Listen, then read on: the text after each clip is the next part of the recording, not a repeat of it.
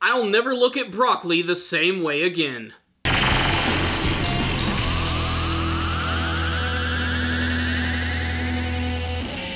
Greetings, my friends! The psychic adventures of Shigeo Kageyama come to a close in the final explosive and super hilarious episode of Mob Psycho 100. I can say without a shadow of a doubt after the end of this season and the entire Mob Psycho 100 anime series that this is a show that's going to go down as a classic. There's no doubt about it. The second season, in particular, was one of the strongest seasons of any anime that I have ever seen, coming up with a strong beginning, middle, and end. And the final episode was just absolutely thrilling. You got everything that you could possibly want from a finale. You got a big, epic confrontation, an epic battle with amazing animation. You got to see the main character actually grow quite a bit from the very first season, and they even managed to wrap up a few of the other storylines of the side characters of the series. Pretty much everything worked out perfect, and it all ended with a giant stalk of broccoli. You know what the genius behind the giant stalk of broccoli is? They've been teasing that since the very beginning of Mob Psycho 100.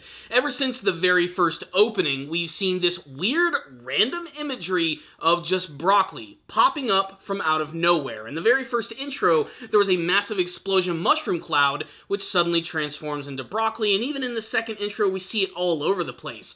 What's the significance behind that? Well, it all comes to fruition in this finale. So let's get right to the juicy bits. Mob versus Suzuki. This was an amazing battle which was handled with some incredible animation. One of the best anime fights that I have ever seen. Really, I could waste the entire review just talking about the scene, but you kind of have to see it for yourself. It's an amazing action sequence, and what I especially love about it is how it just continuously escalated and got more dangerous as it actually went on. I especially loved the struggle that Mob actually had in this battle, as he really didn't want to hurt Suzuki at all. He actually wanted to use his words to try and convince him and stop him that what he's doing is kind of freaking insane, and he never was able to get through to him. He actually started to cry over this prospect. This speaks a lot for the moral compass that is Shigeo Kageyama. That's when he realizes the only way he's going to be able to convince this guy is to stop him with his extreme psychic powers. And then boom! It just frickin'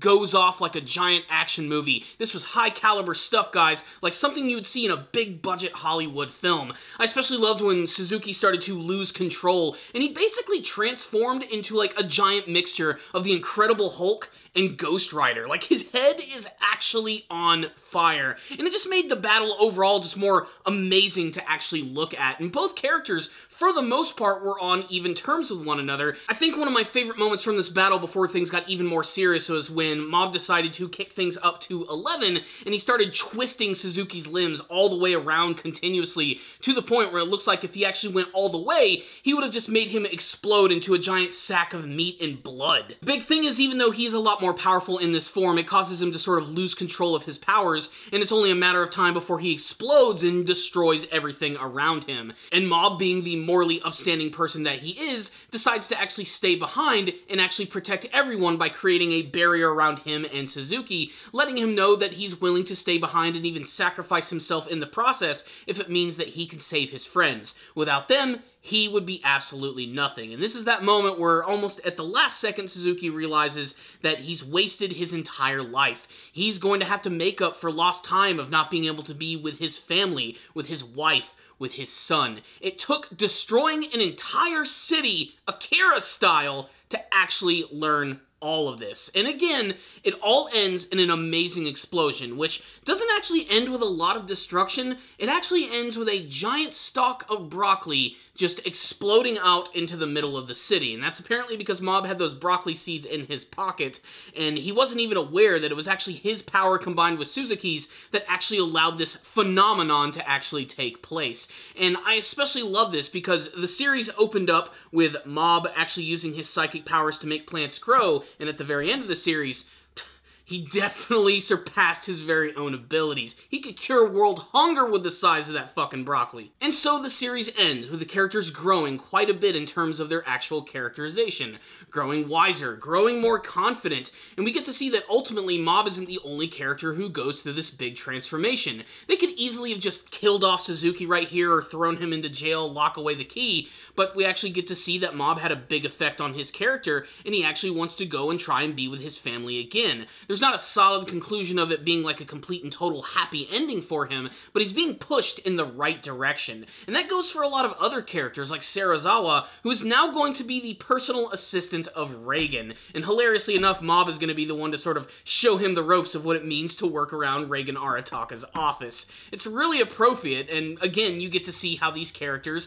are growing just a little bit. In fact, I think there's a phrase that goes perfectly along with this series, which is Rome was not built in a day. Shigeo Kageyama is not the same character he was at the beginning of the series, and yet there's still so much more room for growth. It's not just a complete fairy tale ending where the characters have just become suddenly perfect out of nowhere. He's just become a little bit better. A better version of himself than he was at the beginning of the series. And that personal growth is one of the best things about Mob Psycho 100. And of course, that combined with its amazing comedic timing, its ridiculous and over-the-top action scenes, and its drop-dead gorgeous visuals make this one of the greatest anime series that I have ever seen. So what's the rundown on the final episode of Mob Psycho 100? I really wish that it wasn't over. I want to spend more time with these characters, these wacky individuals. I want to see what crazy psychic adventures they can go on and how they can continue to grow as more interesting characters, especially the character of Mob, who, like I said, might be one of the most interesting and intriguing protagonists that I've seen in just about any anime series. Seeing his actual growth has been the cornerstone of the entire series. It hasn't been the action, it hasn't been the comedy, it's simply been one of the greatest coming-of-age stories that I have ever seen, and it was handled expertly, especially with the imagery of the giant stalk of broccoli growing out of nowhere. It's the type of wacky craziness that you could totally expect from the series, and it made for an incredibly memorable finale, and it also makes watching the series again just completely worth it to see all of the hidden little details that do pop up in this episode. Like I said, I think one of the greatest things about this episode is how they go around and show you all the side characters, how they've changed. Even the scars, like all their scars are suddenly gone from their body. A nice symbolizing fact that they're not going to be a part of this organization anymore, and they're going to go off and do their very own thing after being with what is effectively a terrorist organization. We also get to see that the other, like, psychic characters, these side characters, look like they're also going to grow individually as well. Just like Mob, not completely relying on their powers or their psychic abilities to make their way in the world, but simply just to become a better person, a stronger person. Not only was Mob influenced, but he ended up influencing everyone else in the series. And as far as finales go, this one was perfectly paced. The action scenes hit at home. They were absolutely gorgeous and jaw-dropping to see, and incredibly hard-hitting. One of the best action scenes, one of the best fight scenes that I've seen from any series, and I think maybe one of the best moments of the entire Mob Psycho series. There's not another battle that's like this one at all, and it definitely felt the most traditional in terms of what it was actually trying to do. I'd say I could compare it to like a shonen battle series. It definitely had a lot of those elements, but Mob Psycho is more than that. It's not simply going to be defined by its actions, but by its characters, their actions, and their growth.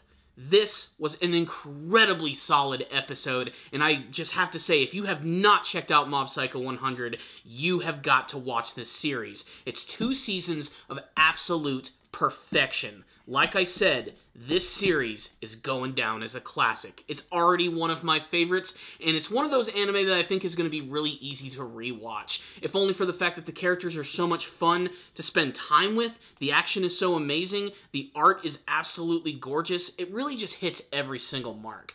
Which is why I'm going to give the final episode of the series, get ready for this one, guys, a 5 out of 5. That's right! A perfect final episode, and I think that's perfect for what is arguably one of the best seasons of anime that I have ever seen. But of course, those are just my thoughts. I'd love to get yours. Tell me what you thought about the final episode of Mob Psycho 100 in the comment section below. Do you want to see more of the series? Could they potentially do more stories? What did you think of the final battle with Suzuki? Did you have any favorite moments? Tell me about your favorite Mob Psycho moments from the first and second season. Let's just get a discussion going about this amazing finale in the comment section below. Thank you all so much for watching this review. Make sure to check out my channel for more Mob Psycho 100 reviews. There's going to be playlists of all of my previous reviews of all the other episodes. And we also just brought back our podcast, The Powerful Nerdcast, where we talk about anime and movies and video games and pretty much anything we want to. So make sure to check that out and share it with all of your friends. And also make sure to stay tuned to the channel. There's going to be a lot of crazy things coming down the pipeline. We're getting ready to do kind of like a channel rebrand. We're going to be sort of like changing some things up, some of the style of how we do the videos. I want to up the quality a little bit more, and there's also going to be a name change for the channel coming up, and I'm really excited to unveil all of that stuff. There's already a lot of things which are currently in the works, and I can't wait to share a little bit more of that with you guys as it comes out. This is all going to be happening probably over the course of the next month or two, so like I said, make sure to stay tuned for that. And for all of you who have been watching my Mob Psycho 100 reviews, thank you so much. You guys are amazing. Thank you all for watching this review. I'll see you all next time. And as always, stay down there, baby.